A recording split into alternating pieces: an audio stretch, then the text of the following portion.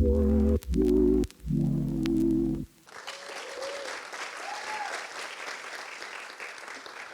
I do have things to say from the heart, but I have a quote that I work with a lot, which is by an Indian mystic, Swami Vivekananda, and he says, 3 things are necessary for a bird to fly: the 2 wings and the tail as a rudder for steering. Jnana, knowledge, is the one wing. Bhakti, love, is the other. And yoga, action, is the tail that keeps up the balance. So there are many ways that I could describe myself, and many ways that people describe me, both complimentary and not. But I would simply like to say that I'm Cameron and I'm human. For about a decade now, I've been opening my presentations pretty much the same way. Hi, I'm Cameron, and you may not like everything I have to say, and that's okay. In fact, by the time I'm done, you may not even like me, and that's okay too. I'm not here to make friends. Although I'm open to it, what I'm here to do is to tell the truth, as uncomfortable as it may be to hear.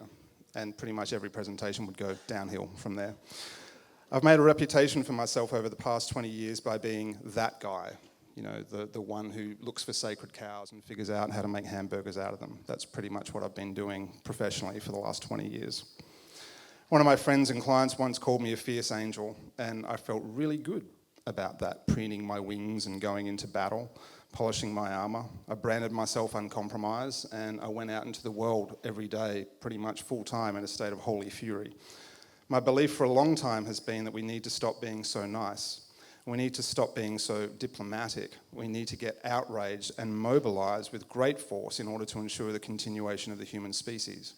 So for 20 years, I've raged and ranted and attacked ferociously what seem to be willfully stupid ideas that squander resources and leave people and planets significantly worse off. And nowhere was my anger felt more forcefully than it was turned upon this market, our market itself. But in recent times, as I've been contemplating my own journey over the past 47 years and wondering what the next 47 are going to look like, I found myself returning again and again to a conversation that I've been in with myself for quite some time. So today, as much as it's possible that you won't like me, and I'll be sad about that, or you may not like what I have to say, I'm going to do something a bit different. So who's up for an experiment? Oh, wow. More people are up for an experiment than there are conscious techies in the room. That's awesome. Who's been up all night and just wants to take an early morning nap? Who's not going to put their hand up no matter what I ask? Awesome. Okay, let's go. Close your eyes. Just go with it and close your eyes. Thank you. Close your eyes and open your mind, but not so much that your brain falls out. Close your eyes, open your mind, and open your ears. Close your eyes, open your mind, open your ears, and open your heart. And observe as I use this word, heart, how do you respond? Do you respond with warmth, with humour, with relaxation? Or do you respond with a smirk, with a rolling of your eyes behind closed lids, with a tightening of your lips? Do you find yourself wondering, who is this hippie and when's he going to stop? Do you want to get up and leave but feel like you can't? Do you find yourself wondering, why am I here? It's a good question, and we'll come to that in time. Close your mind, open your ears, and open your heart and feel. Just feel. Feel the chair. Feel the floor beneath your feet. Feel the breath in your lungs, your heart in your chest. Feel the air brushing past you. Feel. Just stop for a moment and feel. Just stop for one moment and feel. Now take 5 deep, full breaths. Breathe slowly and deeply. And as you breathe in, with each breath, feel your body relax and your senses heighten. Feel your body relax and your senses heighten. 5, 4, 3, 2. Now with your eyes still closed, bring attention to your eyes.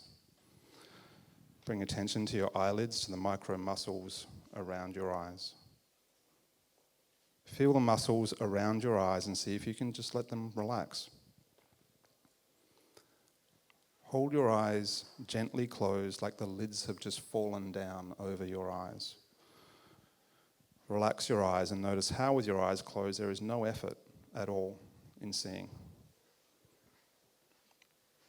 When I invite you to open your eyes in a moment or two, but not just yet, I want you to let the light just fall in without seeking the eyes of another, without searching for anything, without any effort at all.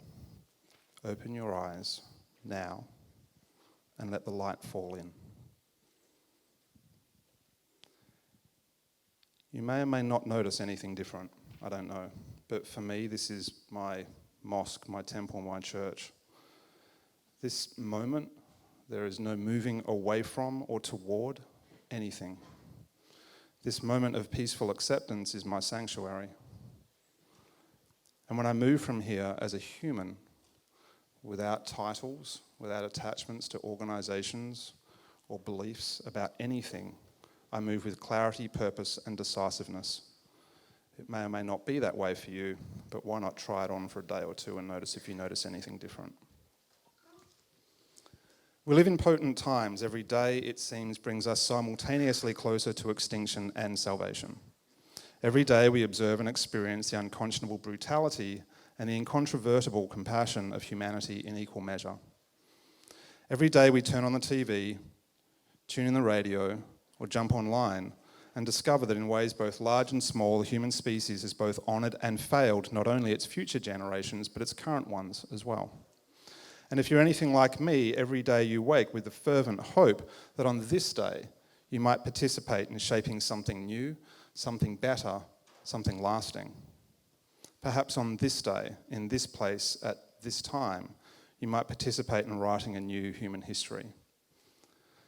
Over the past 30 years, I've been fortunate to travel the world and work with thousands of entrepreneurs, academics, politicians, and non-profit leaders. And in the process, I've launched more than a dozen companies of my own, taken on partners in half a dozen others, made and lost several $1 million in my own money, while delivering hundreds of millions in increased revenue, reach, and impact to my clients.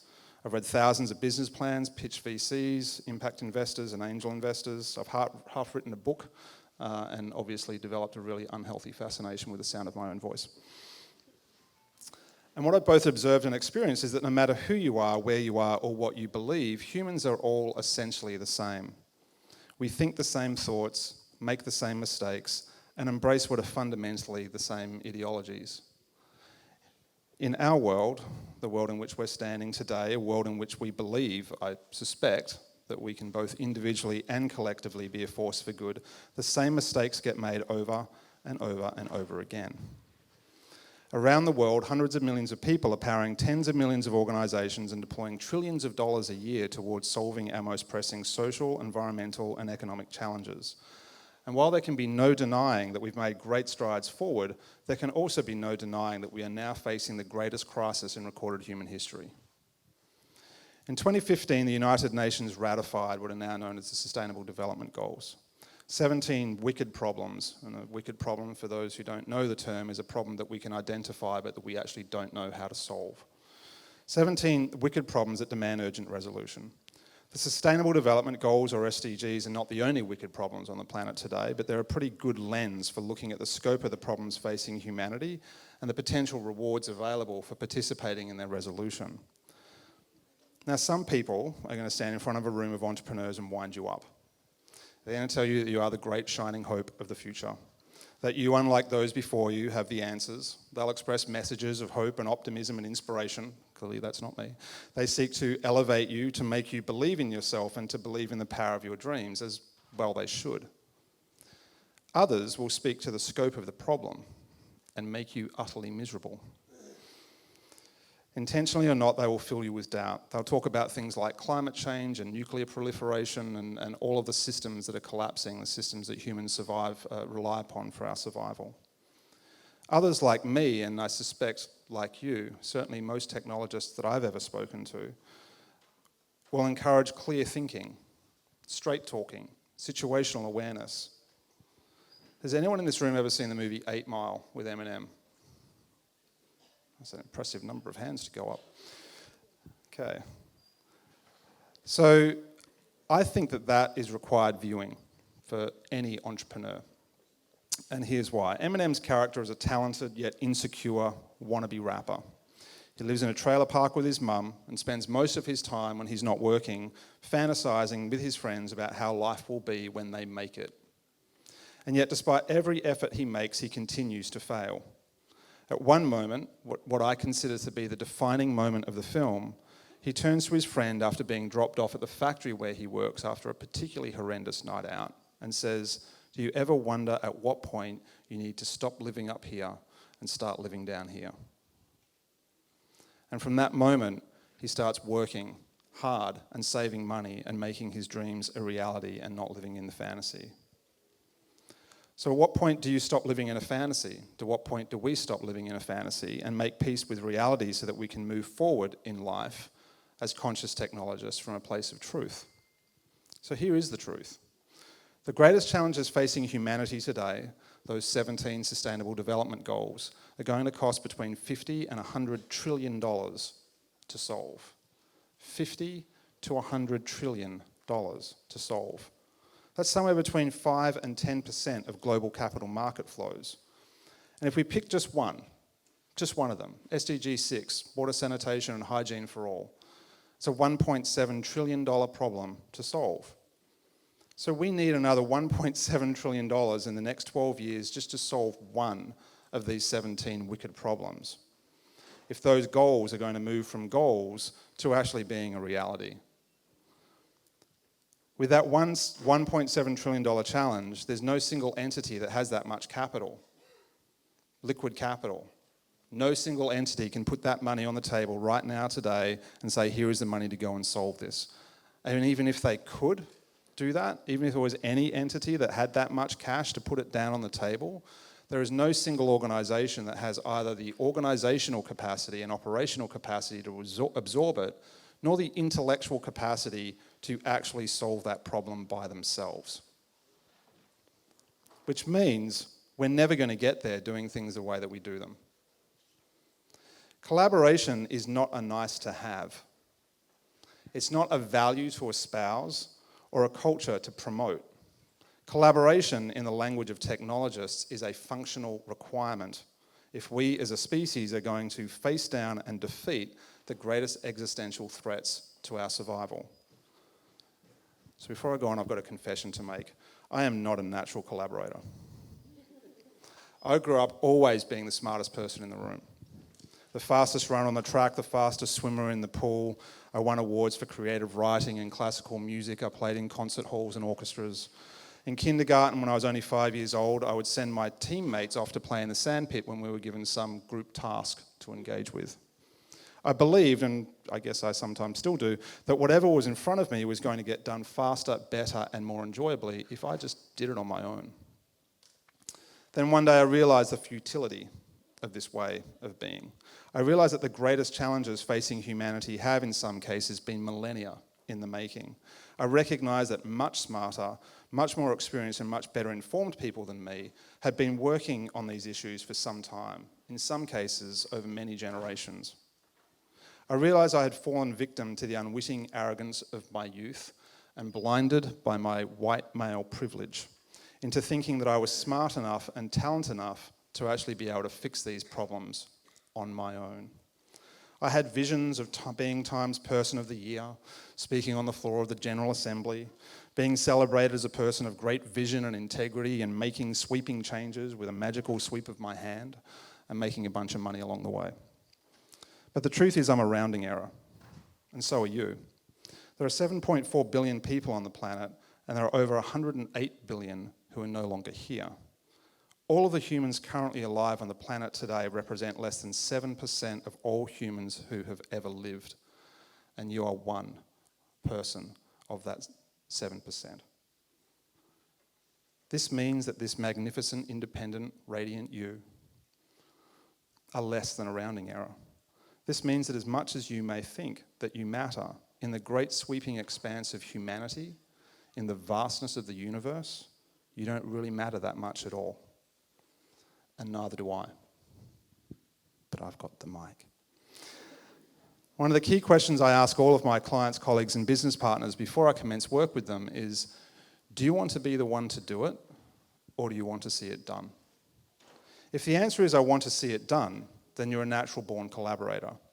If you want to see it done, then you'll do what it takes to get it done, no matter what that is. And if you're staring down the barrel of a $1.7 trillion problem, you're going to realize pretty quickly that you can never do it alone. Further, as a realist and a conscious and self-aware technologist, you need to know that if you tread the same path as every other egocentric, competitively minded entrepreneur that's gone before you, it is a statistical certainty that you will fail. However, as a natural-born collaborator, I'm a conscious technologist and an entrepreneur, you'll realize that a $50 trillion problem or a $100 trillion problem is a $50 to $100 trillion market opportunity. And the best way to earn some part of that astronomical figure for yourself is to work together rather than alone. You'll realize inevitably that almost every problem facing humanity on the scale that most businesses and most startups function has in fact already been solved. And that the greatest opportunity, yet alone moral obligation, is ensuring humanity's survival. The opportunity in front of us today, and especially in front of you as conscious technologists in emerging markets, is to stake your claim.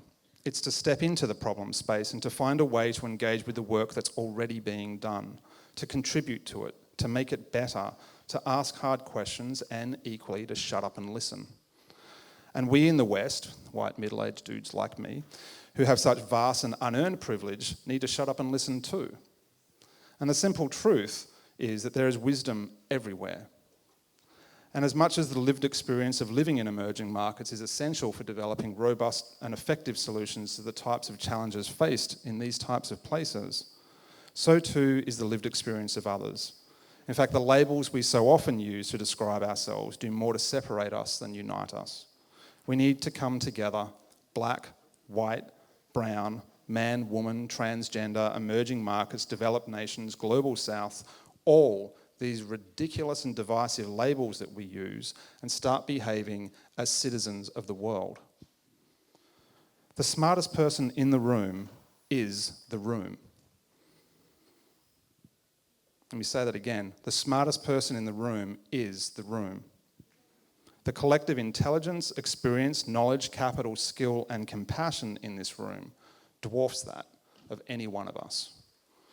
And yes, the room would be in some way diminished were we not in it, because we're so fabulous. But this room, this country, this movement, this world, this humanity is bigger than us. It's more important than us. It will outlive us. And if we're genuinely committed to being compassionate, loving, productive citizens, to improving the state of the world for all life, and to ensuring that the human species can reach the stars we seem to be so desperately trying to reach, we will learn humility, patience, and resilience, and recognize that the greatest accomplishments of all sometimes take lifetimes to achieve, and that perhaps there is no more honourable, urgent, or rewarding work than contributing to that. As the saying goes, it takes a village to raise a child. So here we are, one village, 7.4 billion children. No matter where you live, what you do, or what you believe, we're all united in this great work. Peace, security, and dare I say it, love are both the drivers and the result of more effective connection, collaboration, and co-creation. On the walls of the oracle at the Temple of Apollo in Delphi are inscribed two words that more than any others can shape, inform, and guide us as we continue down this path. Know thyself. After all, if we do nothing else other than come to a deeper appreciation of who we are, if we can begin to see ourselves more fully in each other, and if by our very way of moving in the world we can demonstrate to those around us through our quiet self-assurance the relative rightness of an approach to living that recognises all things as sacred, surely this above all else is what Gandhi spoke of when he exhorted us to be the change. As you continue down this path, not just today and tomorrow, but in the days, weeks, months, and years that follow, be unapologetic, be unafraid, and be uncompromising. Or in the words of Rumi, live where you fear to live, be notorious. Thank you.